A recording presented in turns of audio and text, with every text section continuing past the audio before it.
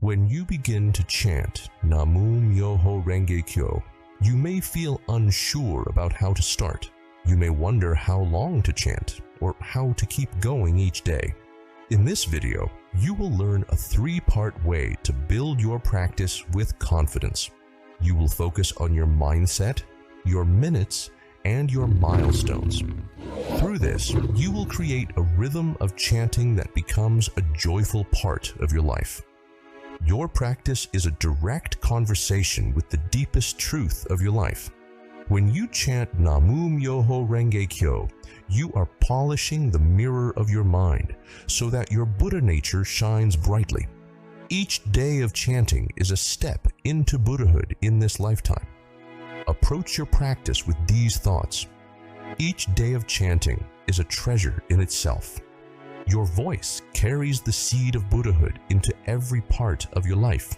Faith grows as you continue, like a tree whose roots deepen unseen, yet hold firm in any storm.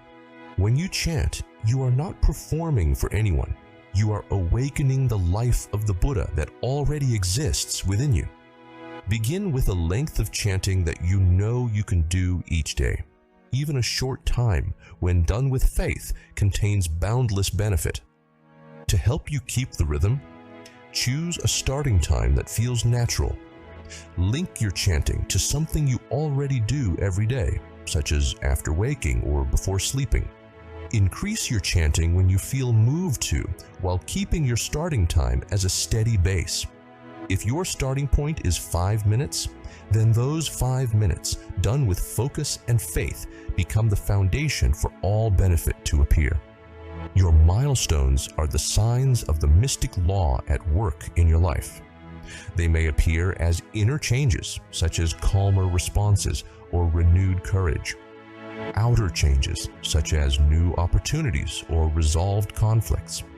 A stronger ability to return to chanting even after missing a day. Keep a weekly note of what you observe. Over time, you will see proof that Namu Myoho Renge Kyo is transforming your life from its depths. This is the actual proof I spoke of, the visible and invisible benefits that arise from faith and practice. If you found this helpful, watch my next video, What is the Gohonzon? Definition, Origin, Practice, to understand the focus of your chanting and the vow it represents. The link is on your screen and in the description. We invite you to share in the comments, what change have you noticed from your chanting so far?